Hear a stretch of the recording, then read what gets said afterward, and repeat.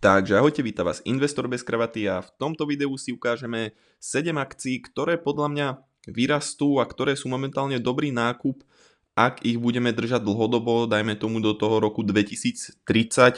Takže môžeme vidieť, že naše portfólio je na hodnote 68 636 dolárov, sme v pluse 30,12% year to date, oproti S&P, ktoré je v pluse nejakých 16%, čiže outperformujeme trh skoro o 14% a takisto outperformujeme Nasdaq. Ten Nasdaq približne o nejakých 8%, takže myslím si, že je to veľmi, veľmi pekný výsledok. Uvidíme, ako to dopadne do konca roka. Ja si myslím, že príde tá decembrová Santa Rally, všetko tomu nasvedčuje a môžeme vidieť, že naše top 5 pozície sú Google, Meta, Amazon, ASML, SPGI. Takže ja som so svojím portfóliom momentálne veľmi spokojný. Tie firmy, ktoré držím, poznám všetky veľmi, veľmi dobre a som na každú firmu bullish dlhodobo. Takže tak, toto je v rýchlosti moje portfólio, tuto najnovší nákup firma Hims & Hers, kde sme nakúpili 31 kúskov, sme už v pluse 7,5% za krásny čas, nakúpil som to za $37. Je to taká rastová firma, takže možno si o nej povieme niečo bližšie, ale veľmi sa mi táto firma páči, myslím si, že ten potenciál tam je veľký. To, čo robia veľmi dobre a myslím si, že majú dobrú budúcnosť pred sebou. Takže poďme sa pozrieť na prvú firmu a to je nikto iný než Meta. Mám taký pocit, že Meta sa zotavila z toho dna, túto tých $589. Ja som celý čas od tohto pádu prikupoval, čiže od nejakých $660 som začal budovať pozíciu. Momentálne tam máme priemernú cenu niekde na $630 a máme tam 13 kúskov Mety, takže už sme v pluse 2,5%, čo ma veľmi teší, ale keď sa pozrieme na ten graf za posledných 6 mesiacov, tak môžeme vidieť, že som nevychytal síce ten úplný spodok, ale tá priemerná cena si myslím, že je veľmi pekná, ktorú sme tam spravili a myslím si, že máme tam veľký potenciál na rast dlhodobý. Keďže Meta je ešte stále dosť undervalued, podľa mňa forward P na 22 si myslím, že je stále lacné a myslím si, že stále je to jedna z najlepších príležitostí na trhu, ale mám taký pocit, že zajtra v pondelok 1. decembra táto akcia vyletí ešte viacej kvôli tomu, že som videl aj nejaký tweet, kde Zuckerberg hovoril niečo také, že plánujú nejaké personalizované reklamy pomocou AI, budú vytvárať vlastne oni pre firmy, čo je podľa mňa veľmi zaujímavé a myslím si, že toto je ďalšia bullish správa pre Metu. Aj tá spolupráca s Googlom, kde budú nakupovať od Google lacnejšie TPU, takže AI čipy, takže som veľmi bullish na Metu, myslím si, že sme to nakúpili za dobrú cenu. Pre tých, čo ešte nenakúpili, stále váhali, si myslím, že ešte majú šancu. Mám taký pocit, že Meta lacnejšia ako teraz istý čas už nebude. Takže vidíme, že Meta rast revenue nejakých 28% ročne posledných 10 rokov. Posledné 2 roky je to nejakých 22% ročne, čiže veľmi pekný rast. Podľa mňa myslím, že budeme pokračovať v podobných číslach aj ďalšie roky, 20% a viac očakávam rast tržieb. Aj ten rast toho EPS si myslím, že tak bude. Meta samozrejme zarába najviac na reklamách, ktoré budú podľa mňa ešte efektívnejšie vďaka AI a takisto plánujú monetizovať viacej aj WhatsApp, takže za mňa veľmi, veľmi zaujímavé. 3,5 miliardy ľudí používa Metu každý mesiac.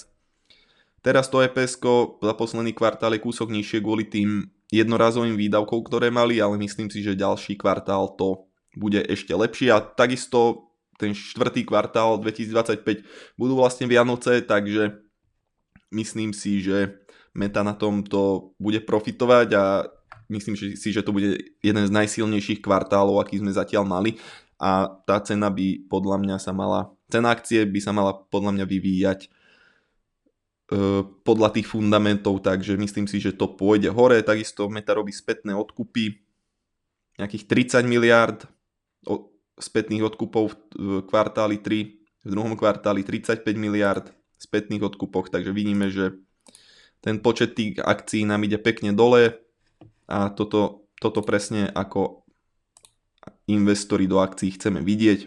Takže to trailing P nevypadá najlacnejšie, hlavne kvôli tomu, že to EPS-ko tam nie je úplne objektívne kvôli tým jednorazovým výdavkom, ako sme hovorili, ale to forward P na 22 si myslím, že je veľmi dobré, čo sa týka Mety, a je to naozaj lacné. Tá Meta má naozaj kvalitné, parádne marže, takže myslím si, že s investíciou do Mety nič nepokazíte a myslím si, že ešte stále je za dobré ceny. Takže Meta, poďme na ďalšiu akciu a to je Amazon, ktorý som tiež prikupoval. Keď sa pozrieme na Amazon v mojom portfóliu, máme tu nejakých 36 kúskov na priemernej cene $190. Som tu pluse 22% a myslím si, že ten upside potenciál je dosť veľký na Amazon. Forward P31, čo si myslím, že na Amazon vôbec nie je drahé a vidíme, že AWS commits $50 billion to US government's AI, takže nejaká spolupráca a investícia 50 miliard do government AI, čo je podľa mňa veľmi, veľmi bullish správa pre nás a myslím si, že Amazon je stále lacný. Year to date pluse 5,9%, za posledný rok pluse 10,68%, za posledných 5 rokov pluse 44%, takže Amazon a Meta sú podľa mňa z Big Techu momentálne asi najlepšie nacenené za najlepšiu valuáciu. A tá cena si myslím, že tam je pekná a Amazon si myslím, že ten potenciál rastu tam je naozaj veľký do budúcna. Amazon je jedna z mojich obľúbených firiem. Vidíme, že ten rast tej revenue je naozaj neskutočný. Za posledných 10 rokov 21% ročne, posledné 2 roky 11,7% ročne. Takže tak, hlavný motor tam je ten AWS, ktorý má najvyššie marže a ktorý rastie veľmi, veľmi rýchlo. Je to takisto najsilnejší cloud business, takže vidíme, že majú 200 miliard v customer commitments na AWS, čo je podľa mňa veľmi pekné a toto bude ešte stále rásť a vidíme, že to rastie nejakými 22% ročne. Posledných 5 rokov dokonca 35%, uvidíme, že aký rast tam bude. Vidíme, že tretí kvartál ten rast AWS je už 20% oproti 17%. Kvôli tomuto tá cena akcie bola nízko, že sa ten rast spomalil, ale už to zase naberá na obrátkach a myslím si, že ten rast tam bude pokračovať a že to bude iba rýchlejšie. Čiže Amazon naozaj jeden z najlepších biznisov a to sme sa rozprávali iba o AWS. Nerozprávali sme sa o robotike, robotaxi a tak ďalej, v čom je Amazon jeden z lídrov a myslím si, že v tej robotike je Amazon veľmi napred a asi najviac na celom svete a keď nepočítame Čínu, dajme tomu, hej, tak Amazon je v tomto jednoznačne líder a myslím si, že to ešte nie je nacenené tak, ako by malo byť v tej akcii, takže myslím si, že Amazon v roku 2026 a takisto do roku 2030 veľmi pekne vyrastie. Ďalej tu máme Nvidiu, ktorá má teraz slabšie dni. Vidíme, že od toho vrchola to kleslo nejakých 12%, year to date sme pluse 27%, čo je celkom fajn, ale myslím si, že tá Nvidia za tieto ceny nemusí byť zlý nákup, podľa mňa. Ja by som bol rád, ešte aby kúsok klesla, niekde pod $170, ale forward P na 25 pri firme ako Nvidia si myslím, že je brutálne lacné a myslím si, že ten rast bude pokračovať aj napriek tomu, že Google spolupracuje s Metou, ByteDance blokuje Nvidia chips a tak ďalej. Sú to bearish správy pre Nvidiu aj pre AMDčko, ale myslím si, že Nvidia nikam nepôjde a tie čipy sú proste potrebné a myslím si, že furt si to nájde zákazníkov, ktorí tie čipy budú potrebovať. A myslím si, že to tak aj bude. Vidíme, že tá revenue nám rastie nejakými 62% za posledný rok, čo je úplne crazy. A je to naozaj šialené, čo tá Nvidia robí a myslím si, že to bude pokračovať. Takže k Nvidia si nemám čo povedať, hej. Všetci ju poznáte a myslím si, že veľmi dobre a teraz si myslím, že je za veľmi pekné ceny. Ďalej tu máme Mercado Libre, latinskoamerický Amazon. Táto firma je tiež brutálne kvalitná a Momentálne sa podľa mňa predáva za dobré ceny Forward P 39,3 a Mercado Libre, taký fun fact, 20 kvartálov rastie 30% ročne a viac, takže ročne, bezročne, hej. Čiže 20 kvartálov rastie 30% a viac. Ten graf vypadá takto a je to proste niečo neskutočné a Mercado Libre je naozaj mašina na rast a podľa mňa veľmi kvalitná firma. Ja osobne držím 1,5 kusa, mám tam priemerku okolo $2120 alebo tak približne za akciu, čo si myslím, že je stále dobrá cena. Vidíme, že year to date plus je 17%, ale od tých vrcholov je mínus okolo 20% a myslím si, že sa to zotaví, lebo tá revenue bude pokračovať v raste a myslím si, že tá cena sa vráti k tým fundamentom a bude to zase rásť aj tá cena akcie, čiže za posledných 5 rokov sme síce plus iba 36%, tá firma bola dosť nadhodnotená tieto roky 2020-2021, ale myslím, že tá valuácia teraz je o dosť viacej triezva a myslím si, že je to teraz za fajn ceny. Síce to už bolo niekde na $1900, keď ste to možno niektorí vychytali, ale náš cieľ ako dlhodobých investorov nie je vychytať to dno, ale nakupovať kvalitné firmy za dobré ceny. To je môj názor. Vidíme, že to rastie posledné 2 roky 38% tá revenue. Myslím si, že to tak bude aj pokračovať. Isto net income vypadá veľmi pekne. Free cash flow, čiže sú free cash flow pozitívny a ten free cash flow stále rastie. Čiže keď bude rast free cash flow, bude rast EPS-ko, myslím si, že bude nasledovať aj cena tej akcie. Takisto vidíme, že majú viacej cashu ako dlhu. Spätné odkupy akcií momentálne nerobia, ale je to rastový titul, takže to od nich ešte ani neočakávam. Myslím si, že radšej nech investujú proste do toho rastu, ako by mali vrácať niečo ešte shareholderom. Myslím si, že ešte skoro. A čo sa týka tej valuácie, musíme si dať posledné 3 roky, lebo to bolo brutál predražené roky dozadu. Vidíme, že v roku 2022 to PI bolo ešte 177. Tuto niekde 2024 sme boli na nejakých 70 a teraz sme na PI 49, čo je podľa mňa, nie je to vôbec drahé, keď sa pozrieme na to forward PI 39 a na rast tých 30% si myslím, že to je veľmi fajn a Mercado Libre je teraz za veľmi dobré ceny. Ďalej tu máme firmu, možno poteším niektorých dividend investorov, Vici Properties, jeden z podľa mňa najkvalitnejších REITov, ktorý je vlastne nehnuteľnosti v Las Vegas, veľmi známe nehnuteľnosti, kde majú zmluvy na dlhé roky s tými nájomcami, takže myslím si, že Vici Properties veľmi kvalitný REIT, jeden z najlepších. Tuto sa na PIčko pozerať pri REIToch nemá zmysel, takže vidíme, že dividend yield je 6,06%, čo je z toho dlhodobého hľadiska veľmi vysoko. Vidíme, že tá cena year to date je minus 0,59%, za posledných 6 mesiacov minus 9%, za posledné 3 mesiace minus 13%, boli sme tu na $33. Ja som pozíciu Vici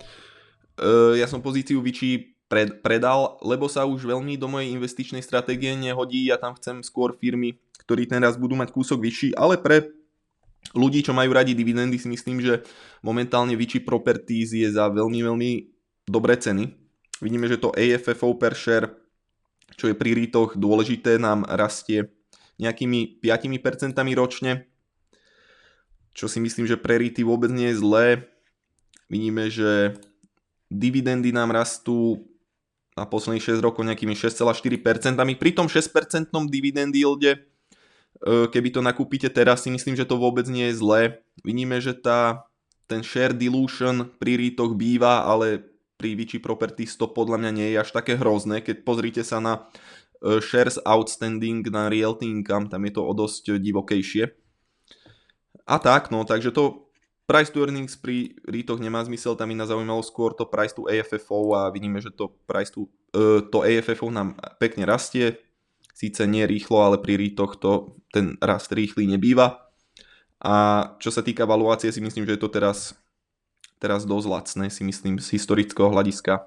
Asi najlacnejšie, aké to bolo. Takže 6,06% dividend yield, keď si chcete loknúť, myslím si, že Vici Properties nie je vôbec zlý nákup momentálne. Ďalej tu máme Mastercard, ktorý som tiež prikupoval posledný mesiac, posledné týždne. Veľmi, veľmi kvalitná firma, Forward P29, Mastercard je proste duopol spolu s Visou. Tá Visa je tiež za dobré ceny, ale ja som skôr viacej sa mi páči ten Mastercard. Vidím tam kúsok väčší potenciál ako pri Vise, ale Visa je tiež neskutočne kvalitná firma, takže ani pri jednej z týchto dvoch spoločností podľa mňa chybu nespravíte nákupom. A tie ceny plus 5,38%, tento rok underperformuje S&P 500, posledný rok 3,61%, posledných 5 rokov 62% do plusu. Takže myslím si, že Mastercard má potenciál, dlhodobo vidíme, že tie revenues nám krásne rastú, nejakými 15% ročne aj viacej, takže veľmi, veľmi pekné. Čo sa mi páči pri Mastercarde oproti Vise sú tie value added services, majú tam väčší podiel na tej revenue a ten rast tam je o dosť vyšší pri tých value added services ako pri Vise. Čiže Visa je skôr zameraná na ten payment network a Mastercard skôr na ten value added services, ktorý rastie celkom rýchlo, takže preto sa mi viacej páči ten Mastercard. Vidíme, že 3,32 miliard kariet Mastercard sú v obehu, takže veľmi, veľmi zaujímavé. Vidíme, že nám to EP, poďme sa pozrieť skôr na to EPS-ko, tam nám to rastie pekne a posledných 10 rokov 17,5%, posledných 5 rokov 23,5%, robia spätné odkupy akcií, čo je veľmi, veľmi, veľmi, veľmi pekné. Takisto tú dividendu, síce tam je ten yield nízky, ale tú dividendu zvyšujú veľmi, veľmi agresívne, nejakými 15% ročne približne. A takisto robia aj spätné odkupy, čiže si myslím, že Mastercard je veľmi, veľmi kvalitná firma s vysokými maržami, je to duopol a myslím si, že tento ich business model len tak niečo nerozhádže a tá valuácia na 35 si myslím, že teraz vôbec nie je drahá, ani z toho historického hľadiska. Free cash flow yield tu máme na 3,4%, čo značí to, že je to za fajn ceny. Poďme sa pozrieť na poslednú firmu, ktorú som prikupoval, a to je Hims & Hers. Rastová firma v oblasti telemedicíny. Možno si budete hovoriť, že to je niečo podobné ako Teladoc, že to je nejaká hlúposť, ale myslím si, že Hims & Hers je veľmi, veľmi kvalitná firma za dobré ceny momentálne. Year to date plus 57% síce, ale vidíme, že sme tu mali vrcholy niekde okolo $60. Tá firma rastie nejakými revenue, nejakými 49% posledný rok, posledných 5 rokov plus 70% každý rok. Počet subscriberov nám rastie 32% ročne, 21 za posledný rok, takže ten rast tých customerov je veľmi dobré.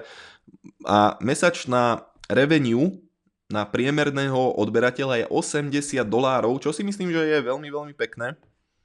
A tá firma je už profitabilná, generuje pozitívny free cash flow, ten balance sheet vôbec nevypadá zle, ale je to stále rastová firma, takže nemôžeme tu očakávať nejaké pekné čísla, ako napríklad pri tom Mastercarde, hej, že to vypadá kúsok lepšie tie grafy, ale Hims & Hers si myslím, že dlhodobo veľmi, veľmi kvalitný play a som rád, že som to stihol nakúpiť za takúto cenu. $37 za akciu je podľa mňa celkom lacné za takúto firmu.